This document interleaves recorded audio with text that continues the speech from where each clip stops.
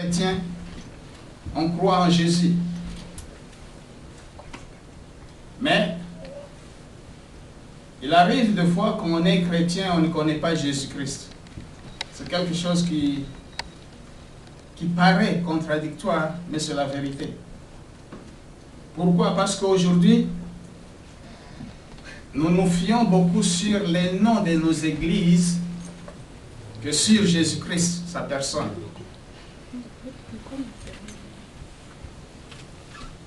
La plupart des fois, les chrétiens parlent de leurs églises que de parler de Jésus. Et c'est pour cela qu'il y a beaucoup de problèmes dans les églises, parce que les gens font comme une compétition de dénomination. Ils ont chanté la chanson le dimanche passé.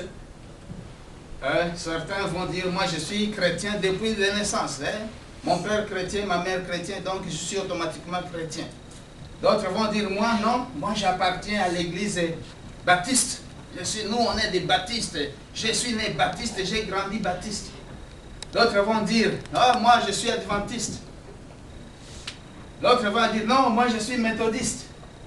L'autre va dire, si vous suivez les campagnes chez nos voisins du Sud, les campagnes présidentielles, l'un dit, non, moi je suis évangélique, je suis presbytérien.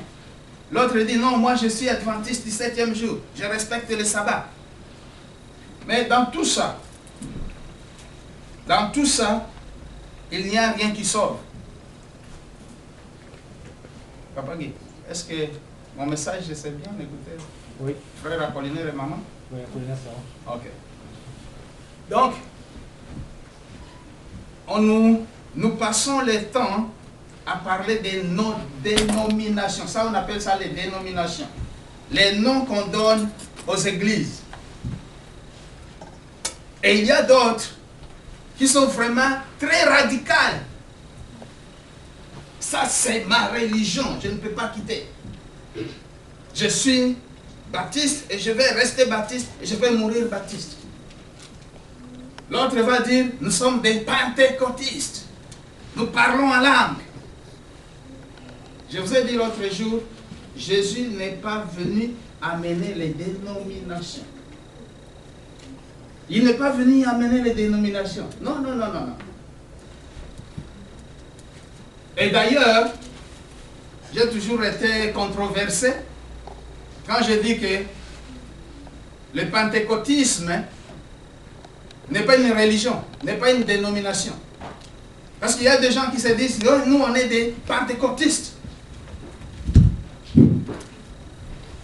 On est des pentecôtistes. C'est nous qui parlons en langue. C'est nous qui sommes remplis du Saint-Esprit. Mais si tu lis ta Bible très bien, quand le Saint-Esprit est descendu, c'était le jour des Pentecôtes. C'était le jour des fêtes des Pentecôtes. Pentecôte veut dire quoi? Veut dire moisson. Les gens qui vont moissonner.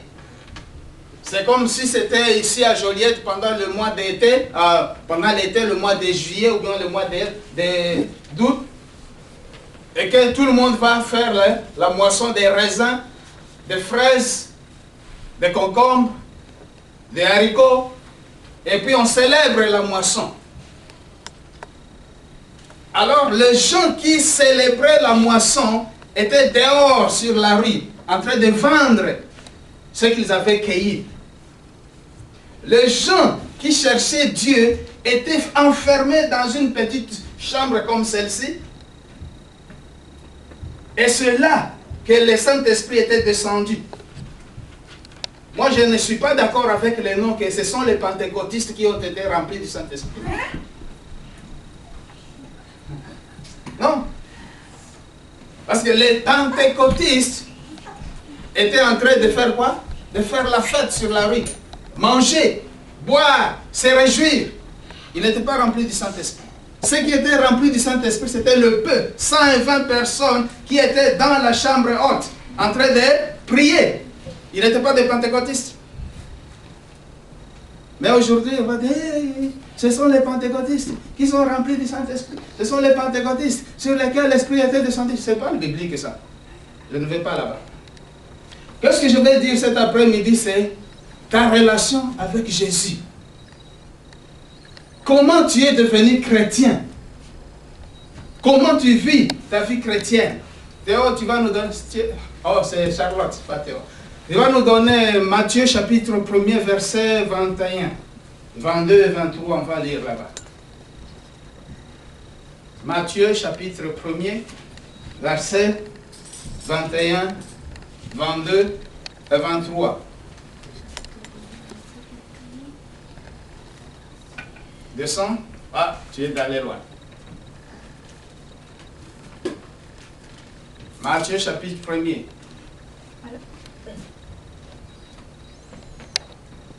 Qu'est-ce que la Bible dit?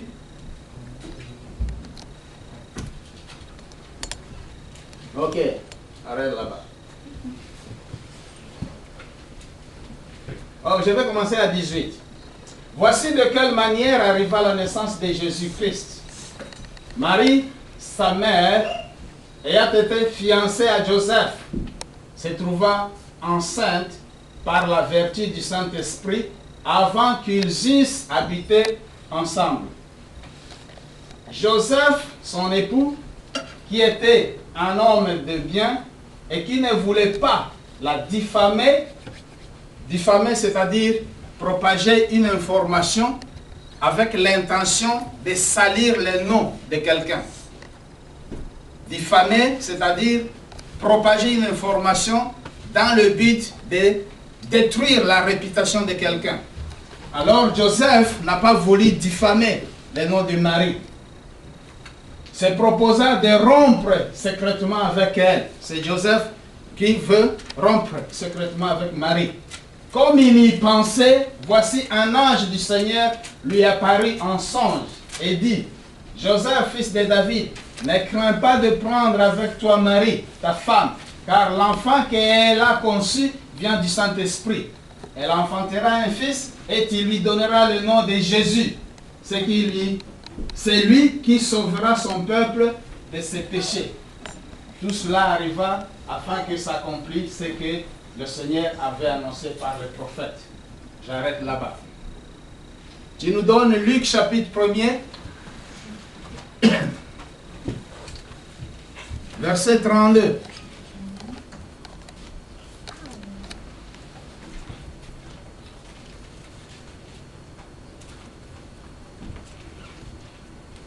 Ok. Descends encore. Voilà, laisse là-bas. Je vais commencer un peu en haut. L'ange entra chez elle et dit: Je te salue, toi à qui une grâce a été faite. Le Seigneur est avec toi. Troublée par cette parole, Marie se demandait ce que pouvait signifier une telle salutation. L'ange lui dit: Ne crains point, Marie, car tu as trouvé grâce devant Dieu. Et voici, tu deviendras enceinte et tu enfanteras un fils et tu lui donneras le nom de Jésus. Il sera grand et sera appelé fils du Très-Haut. Et le Seigneur Dieu lui donnera le trône de David son père. Il régnera en 234. Marie dit à l'ange: Comment cela se fera-t-il, puisque je ne connais point d'homme? L'ange lui répondit: Le Saint-Esprit viendra sur toi et la puissance du Très-Haut te couvrira de son ombre. C'est pourquoi le saint enfant qui naîtra de toi sera appelé fils de Dieu. Amen. Ça c'est la façon dont Jésus était né. La Bible dit, Joseph, dans Matthieu chapitre 1er, Joseph était fiancé de Marie, ou bien Marie était fiancée de Joseph. Et, à souligner, ils n'avaient pas encore habité ensemble. Mais Marie se retrouva enceinte. Et quand Joseph a vu que sa fiancée C'est sa fiancée? Oui. Sa fiancée était déjà enceinte, même avant le mariage. Elle dit non, ça c'est disgrace. C'est pas normal dans la culture juive. Mais la Bible nous dit, il planifia de l'abandonner en secret. Il ne voulait pas salir son nom, le nom de Marie, ni salir son nom à lui, Joseph, en vivant avec une femme qui est enceinte, mais dont le père de l'enfant n'est pas Joseph. Alors, pendant qu'il pensait à ça, l'ange de l'Éternel est venu la nuit, dans le rêve, pour lui parler à Joseph. Il dit, Joseph, n'aie pas peur de prendre Marie pour épouse, parce que ce qui est en train de se passer dans son ventre, ce n'est pas l'adultère, ce n'est pas la fornication. Ce n'est pas que Marie a couché avec un autre homme et n'a pas un autre homme. C'est le terme d'aujourd'hui. C'est seulement l'acte de Dieu qui est en train de se passer en lui. C'est la même chose dans Luc chapitre 1er. Marie est allée, elle est chez elle. Elle trouve un ange qui vient. Et l'ange dit quoi? Marie, tu vas avoir un enfant. Aïe, comment je vais avoir un enfant moi? Pourtant je n'ai pas de mari. Alors c'est là que l'ange lui dit, la force du Très-Haut va descendre sur toi.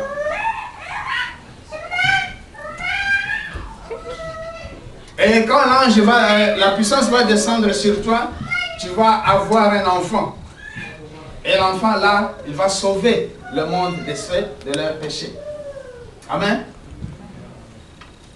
Alors si nous allons un peu creuser ça, je n'aime pas prêcher avec le micro, c'est à fil, ça me coince quelque part comme une chèvre attachée. Quelqu'un peut le prendre l'enfant qu'elle arrête de courir ici et là.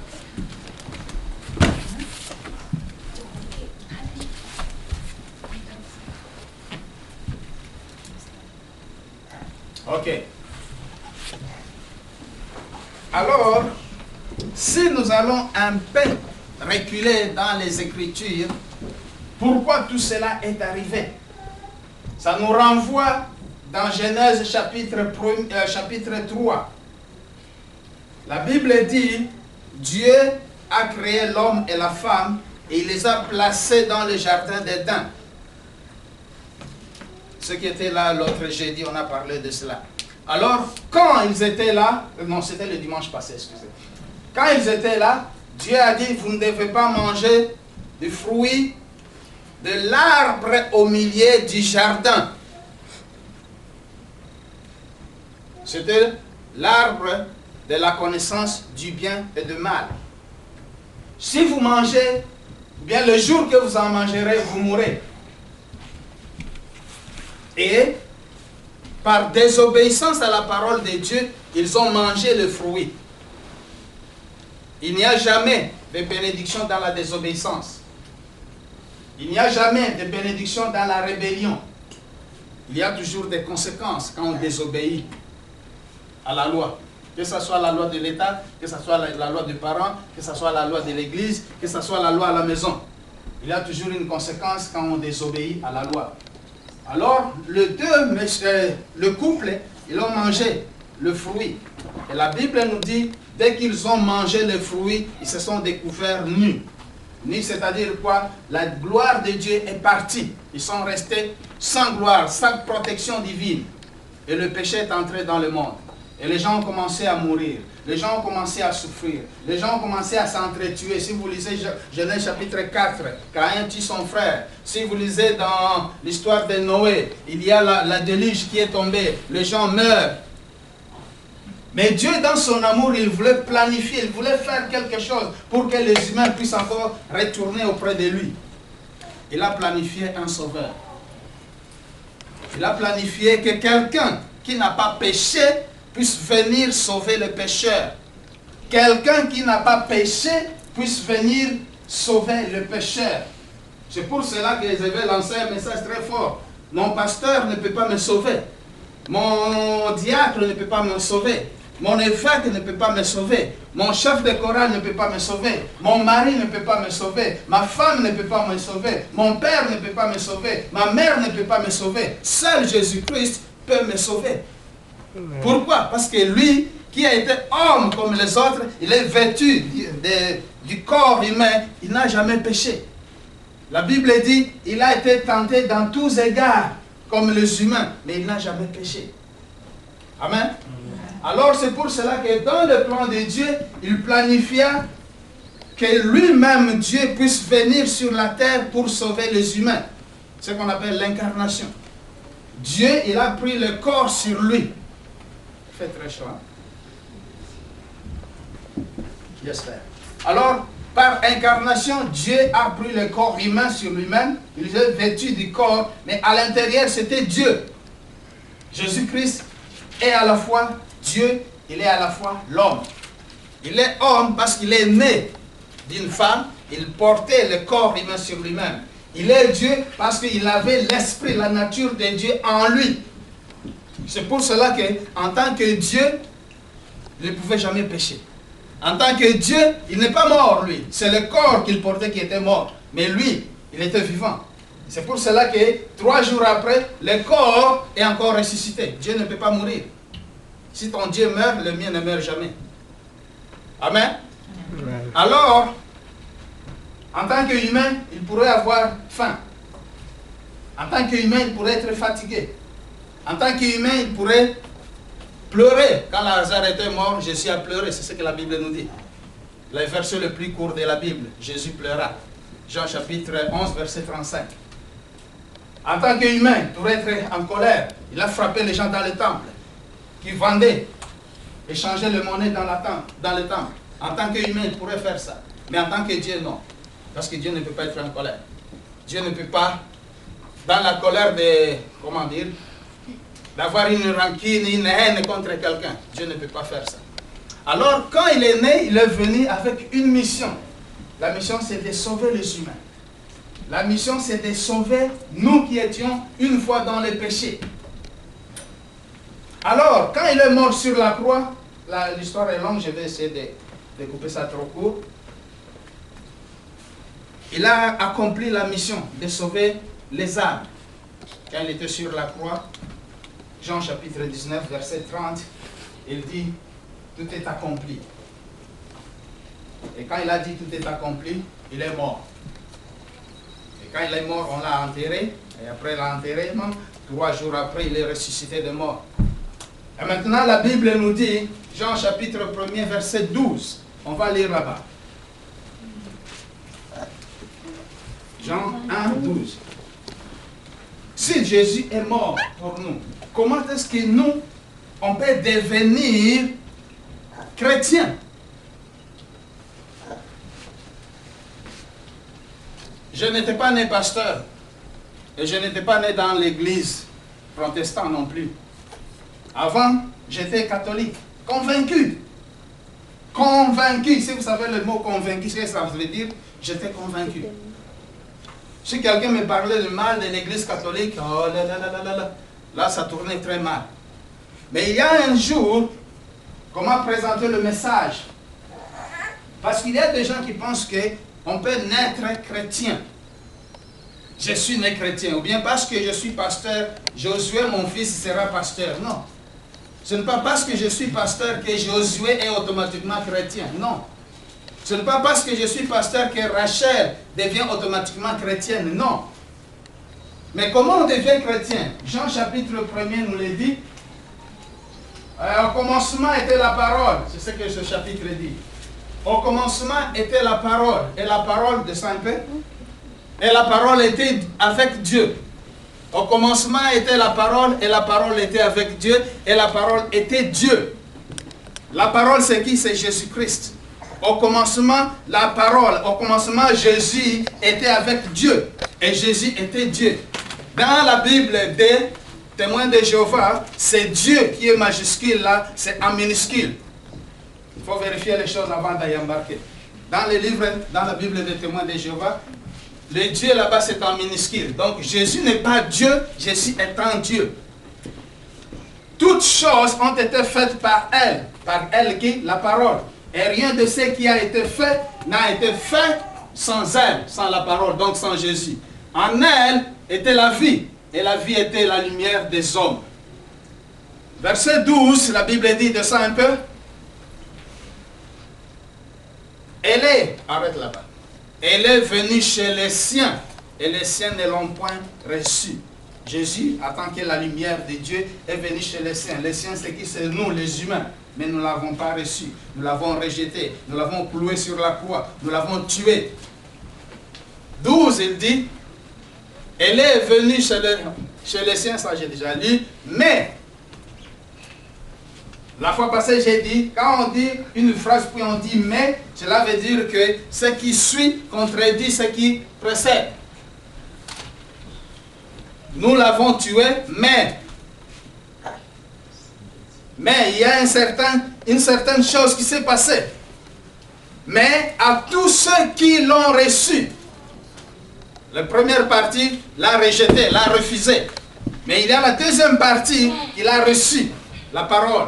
Et la Bible nous dit, mais à tous ceux qui l'ont reçu, à ceux qui croient en son nom, elle a donné le pouvoir de devenir enfant de Dieu. Amen. Amen. Si tu crois en la parole, si tu crois en Jésus, Jésus te donne le pouvoir de devenir enfant de Dieu. Cela veut dire quoi? Cela veut dire que tu n'es né pas enfant de Dieu. Tu ne peux pas naître enfant de Dieu. Tu peux devenir enfant de Dieu quand tu reçois la parole et tu crois en cette parole. Amen. Amen.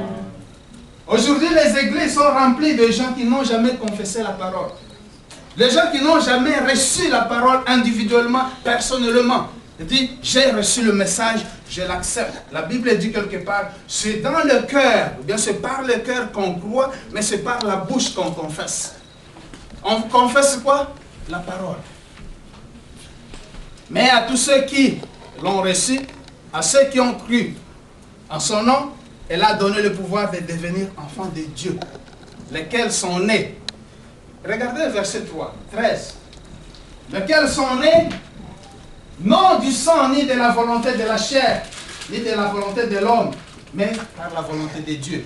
Qu'est-ce que cela veut dire? Quand tu deviens chrétien, c'est une naissance nouvelle, c'est ce qu'on appelle ça. Naître de nouveau.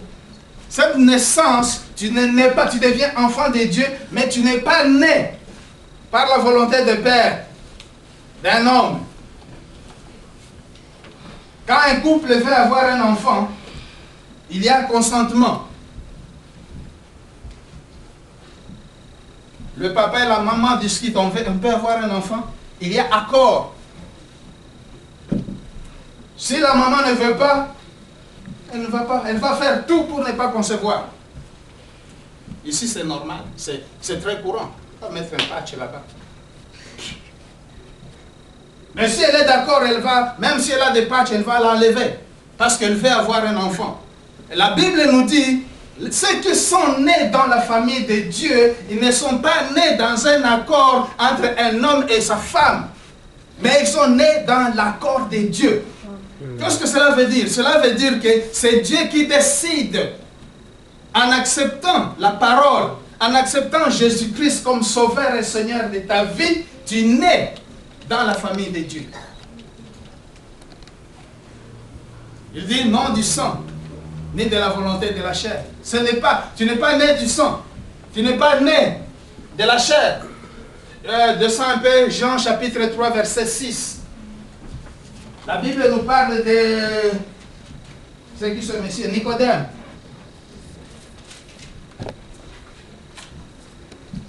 Nicodème lui dit, descends un peu, monte un peu, je vais voir le début de... Arrête là-bas. Mais il y eut un homme d'entre les pharisiens. Les pharisiens étaient les gens, est-ce que vous me suivez? Les pharisiens étaient les gens qui étaient contre Jésus-Christ. Mais parmi les pharisiens, il y a ceux qui voyaient ce que Jésus faisait. Et puis ils disaient, ah mais attendez un peu. Ce monsieur-là, il est de quelle nature? Alors un d'eux s'appelait Nicodème. Nicodème est venu suivre Jésus la nuit. Parce qu'il craignait, la Bible dit, il craignait les autres pharisiens.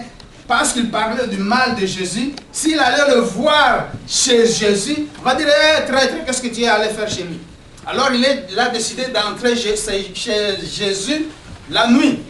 Alors quand il est arrivé la nuit, il dit, la Bible dit, mais il y a un homme d'entre les pharisiens nommé Nicodème, un chef des Juifs, qui vint, lui, auprès de Jésus, de nuit, et lui dit, Rabbi, nous savons que tu es un docteur c'est-à-dire un enseignant, venu de Dieu, car personne ne peut faire les miracles que tu fais, si Dieu n'est avec lui. Jésus lui répondit, en vérité, je te l'ai dit, un homme n'est né de nouveau, il ne peut, qu'est-ce que j'ai dit? Si un homme n'est né de nouveau, il ne peut voir le royaume de Dieu.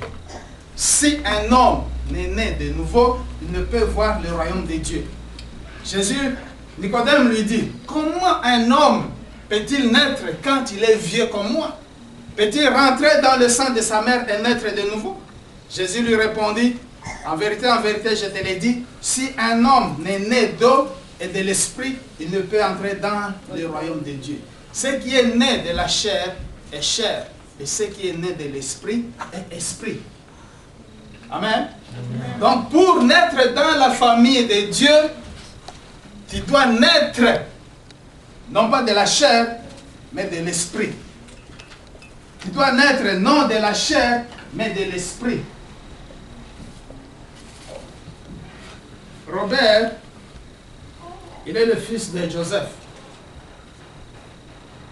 Si nous allons à l'hôpital de Joliette, nous prenons le sang de Robert dans une bouteille, dans un flacon, et nous prenons le sang de Joseph dans un autre flacon, nous mettons ça sur le microscope, nous allons voir qu'il y a une grande ressemblance, similarité entre les deux sangs. Pourquoi? Parce qu'ils ont des liens de parenté et liens de naissance l'un à l'autre. Qu'est-ce que cela veut dire? Cela veut dire que quand on est de la chair, on a des caractéristiques de la chair. C'est pour cela que Noélie ressemble à Samson, ou bien Samson ressemble à Noélie. Parce qu'elle a mis au monde dans la chair à Samson. Elle a donné naissance à Samson. Mais dans les choses de Dieu, ce n'est plus le cas. On n'est plus dans le sang ou bien dans la chair, mais on est dans l'esprit. Qu'est-ce que cela veut dire? Cela veut dire que pour naître dans l'esprit, dans la famille de Dieu, tu dois commencer par accepter Jésus-Christ comme le Seigneur et le Sauveur de ta vie. Individuellement, ça ne se fait jamais collectivement. Ce n'est pas question d'héritage familial. Si j'ai 1000 $ en compte, et je dis aujourd'hui, bon, je vais donner ça à Josué, il suffit d'écrire une petite procuration, je lui donne, c'est pas comme ça. Ça devient à lui. Mais la naissance spirituelle n'est pas héréditaire. On ne peut pas hériter ça. On ne peut pas le passer comme héritage à qui que ce soit. On doit recevoir Jésus-Christ. Même si, c'est pour cela qu'il arrive qu'il y a dans la famille, tout le monde est païen, il y a un seul membre de la famille qui est chrétien. Vous avez déjà vu ça? Oui ou non? Pourquoi cela? Parce que la naissance dans la famille de Dieu n'a rien à faire avec la famille physique ou famille sociale, comme vous voulez. Pour naître dans la famille de Dieu, il faut accepter Jésus-Christ. Ça vient de Jésus-Christ. Tu es né dans la famille en acceptant Jésus comme Sauveur et Seigneur de ta vie. Tu crois dans ton cœur que Jésus-Christ est Sauveur et tu le confesses par la bouche. Et après cela, qu'est-ce qu'on fait? C'est ce que nous, on dit maintenant parce que Jésus est mort. Sa mission devrait s'accomplir sur la croix. Il est venu, il est mort sur la croix. Et en étant mort sur la croix, il a été enterré. Et enterré, il a passé 3 jours dans la tombe. Et le 3e jour, il est ressuscité. Alors nous, en tant que chrétiens, nous devons nous identifier. Après avoir accepté Jésus comme Sauveur, nous devons nous identifier dans sa mort, son enterrement et sa résurrection. Et qu'est-ce que cela veut dire? Dans le monde spirituel maintenant, on parle de baptême. on est baptisé. Être baptisé, c'est quoi? C'est s'identifier, accepter d'être identifié avec Jésus. Accepter d'être identifié avec Jésus dans sa mort, dans son enterrement et dans sa résurrection. Quand on est ressuscité avec lui, on va lire, Charlotte, donne-moi Galates chapitre 2, verset 20. Quand on est identifié avec lui, cela veut dire qu'on accepte que la vie que je dois maintenant vivre après la naissance, Galates chapitre 2, verset 20. J'accepte à m'identifier avec lui et je décide, je prends une ferme décision que la vie que je veux vivre dès maintenant, ça doit être une vie dans la similitude, dans la ressemblance avec Jésus-Christ. Qu'est-ce que la Bible nous dit? Alors, je vais commencer par 19. Car si j'ai rebâti les choses...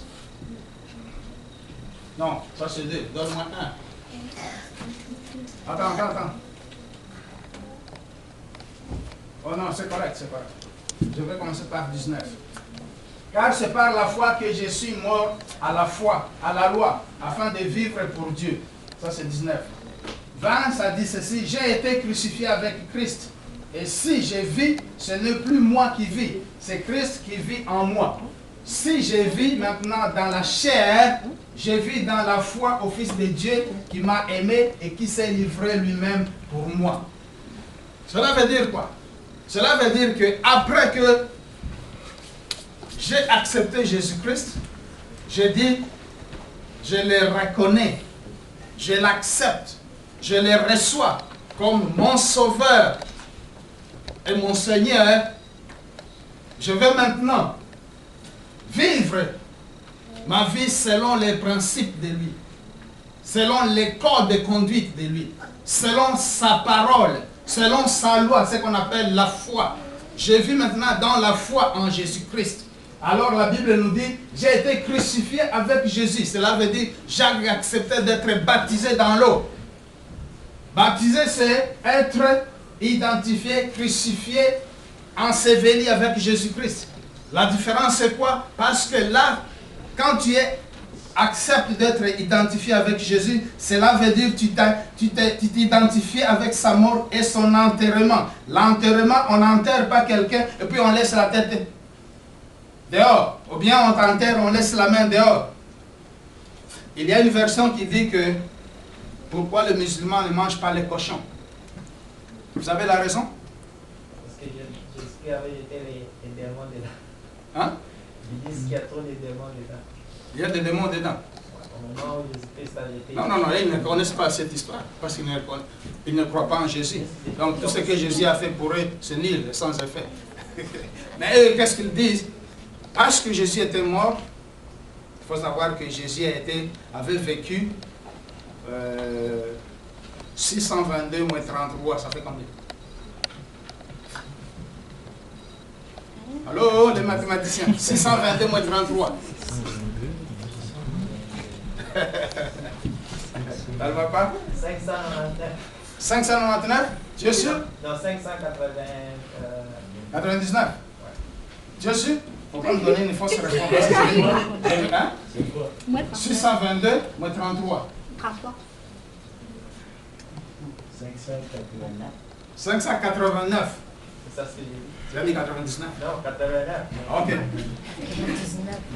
589. Donc, Jésus est plus grand 589 ans que Mohamed. Qu'est-ce que cela veut dire? Jésus était né sur la terre 589 ans avant que Mohamed ne naisse. Qu'est-ce que cela veut dire? Jésus était sur la terre avant Mohamed. Alors, quand Jésus est mort, on a dit qu'il est ressuscité. Alors, le musulman, quand Mohamed était mort, ils l'ont enterré, laissant une partie de son corps dehors pour faire la résurrection, pour prouver qu'il était ressuscité. Malheureusement, les cochons sont passés par là. Vous savez, les cochons mangent-les. C'est ce qu'on dit, hein? Je ne sais pas si c'est... Alors, les cochons ont mangé ont déterré le corps, et puis ils ont mangé ça. Alors ils disent, c'est kafir, c'est quelque chose de maudit, les cochons, ils ne mangent pas ça. Bon, je ne sais pas. Alors, qu'est-ce que je voulais dire?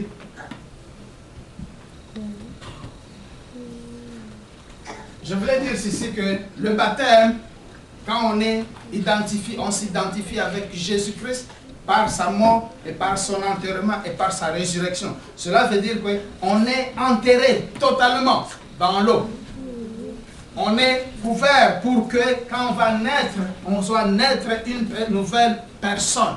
Une personne identifiée avec Jésus. Une personne qui s'abandonne à Jésus. Une personne qui dit, ma vie que je vis maintenant, ce n'est plus moi qui vis, mais c'est Jésus-Christ qui doit vivre en moi. Et la vie que je veux vivre, je la vis par la foi en lui qui m'a aimé le premier. Amen. C'est un peu compliqué, difficile à comprendre. Mais c'est ça la foi chrétienne. La Bible nous dit également, après que nous nous identifions avec lui, nous devons le recevoir.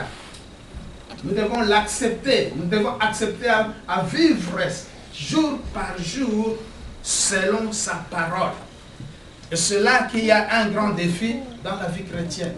Parce que ce livre, c'est notre miroir. Je l'ai toujours dit. Ce livre, c'est notre miroir.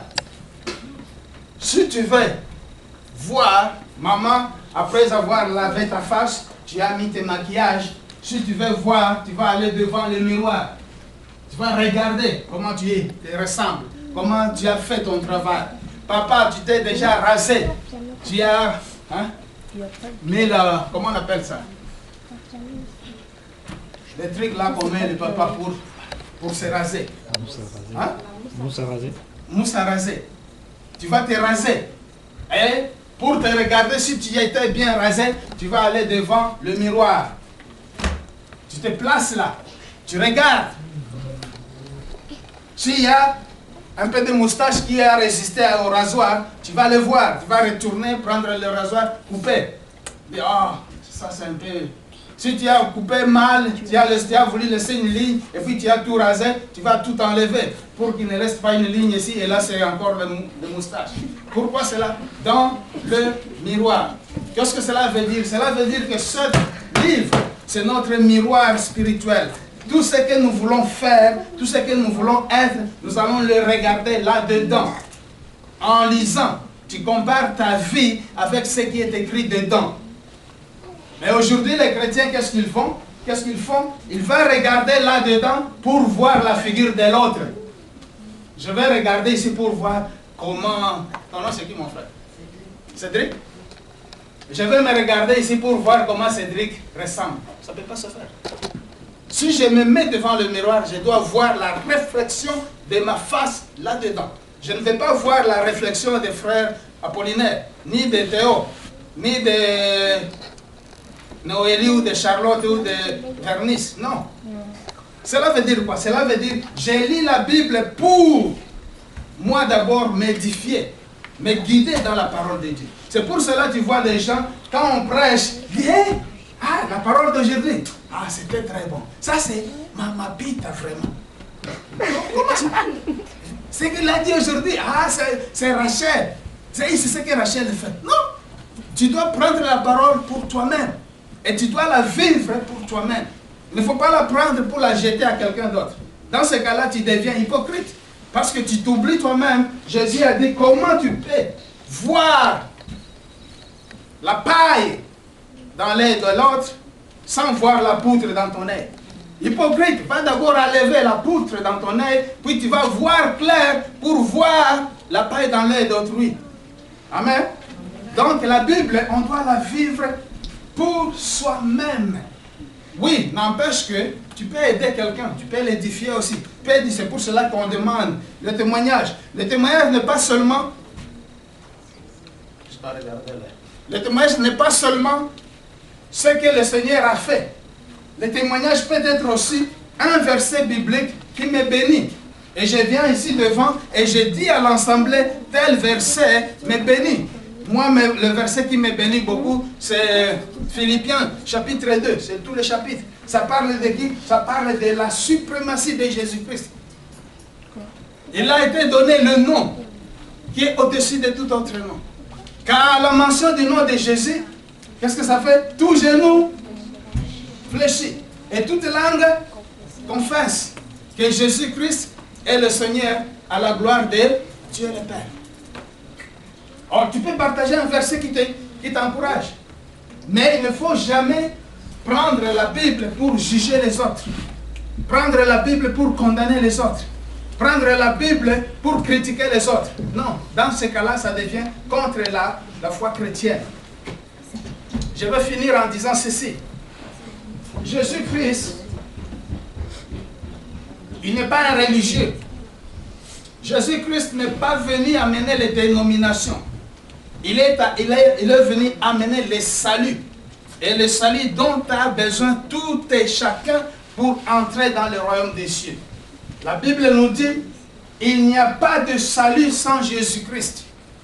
Et elle dit encore, la Bible, il y a un seul Dieu, un seul médiateur entre les hommes et leur Dieu. Et son nom, c'est Jésus. C'est pour cela que pour vivre ta vie chrétienne, tu n'as pas besoin de mathématiques, tu n'as pas besoin de chimie, tu n'as pas besoin de biologie, tu n'as pas besoin de sciences humaines, tu n'as pas besoin de sciences naturelles, tu n'as pas besoin de sciences commerciales comme on le fait dans les programmes de secondaire ou bien de cégep. Tu as besoin de Jésus et Jésus-Christ et lui seul. Quand tu as lui et tu t'accroches à lui, tout va bien aller. Même si les gens vont se léguer contre toi, toi et Jésus, vous serez la majorité. Même si les gens vont essayer de te détruire, toi et Jésus, vous allez vaincre. Parce que Jésus, la Bible nous dit, il est le commandant suprême des forces armées célestes. Et dans toutes les batailles qu'il a déjà combattues, il n'a jamais perdu une. Donc il gagne toutes les batailles. Si tu vas lui donner ta vie aujourd'hui, dis Seigneur, entre dans ma vie, que moi et toi puissions faire la majorité. Tu vas voir la différence qui va commencer à être dans ta vie. Parce que tu vas commencer à aller d'une victoire à l'autre. Il n'y a pas d'échec dans la relation avec Jésus. Il n'y a pas de défaite dans la relation avec Jésus. Il n'y a pas de regret dans la relation avec Jésus. La Bible dit, c'est David qui le dit, depuis que j'étais petit, j'ai grandi, être jeune.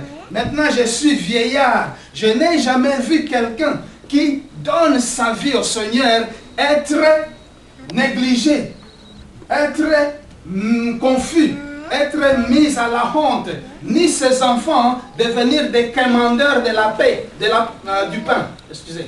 Commandeurs du pain, vous savez c'est quoi? Vous avez déjà mis vos poubelles dehors. Les gros trucs là, vert, je ne sais pas si la gelée c'est vert ou c'est bleu. Et vous jetez là le poubelle. Tout ce que vous avez à jeter, vous jetez là-dedans. Avez-vous déjà vu quelqu'un passer, soit derrière la maison, derrière ce devant, il va ouvrir là-dedans. Il commence à trier. Soit il va prendre une canette, il met dans son sac. Soit c'est un mégot de cigarette, il met dans son sac. La Bible dit, je n'ai jamais vu quelqu'un qui se confie à l'Éternel devenir un commandeur sur la rue. Ni ses enfants mendier pour le pain. Qu'est-ce que cela veut dire? Cela veut dire que notre Dieu, il pourvoit. Il est là pour nous donner la vie. Il est là pour nous donner tout ce dont nous avons besoin. Il conclut en disant, mais vous demandez sans recevoir parce que vous demandez mal. Allô? Vous demandez mal pourquoi? Pour satisfaire l'égoïsme en vous. Vous demandez mal et vous ne recevez pas parce que vous demandez dans la concurrence. Vous demandez mal et vous ne recevez pas parce que vous demandez avec un esprit de rivalité. Tu as vu l'autre porter un bon chapeau. Oh, moi aussi je vais. Et elle a des belles tresses. Oh, moi aussi je vais me tresser. Est-ce qu'elle pense que c'est elle seule qui peut avoir l'argent pour acheter des tresses? Alors dans ce cas, tu vas demander à Dieu des tresses, l'argent pour acheter des tresses. Il va dire non. Si je te donne l'argent pour acheter des tresses, j'encourage la rivalité. J'encourage la concurrence. J'encourage la jalousie. J'encourage la haine. J'encourage les critiques. Et tu vas prier, tu vas prier, tu vas prier. Tu n'auras zéro. Amen. Parce que tu as mal prié. En conclusion, c'est ça. Nous devons recevoir ce Jésus. Quelle que soit la religion, quelle que soit l'église où nous sommes, on doit marcher avec Jésus. Parce qu'il est le premier, l'alpha et le dernier, l'oméga. Il n'y a pas d'autre. Si on va te dire, hey, ton pasteur est plus grand que Jésus, quitte cette église. Si on va te parler plus de ton pasteur que de Jésus-Christ, tu es dans une mauvaise église. Je le dis à haute voix. C'est pour cela que nous ne devons jamais faire l'évangélisation sur base des performances de nos pasteurs.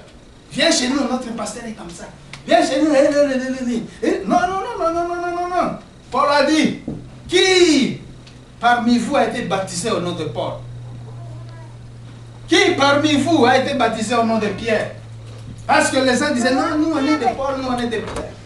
Et Paul dit, heureusement, je n'ai jamais baptisé quelqu'un. Amen. C'est pour vous dire que nous devons regarder lui seul. Jésus-Christ de Nazareth, qui est mort, ressuscité, monté au ciel. Il va revenir prendre son église. Que le Seigneur vous bénisse. Amen.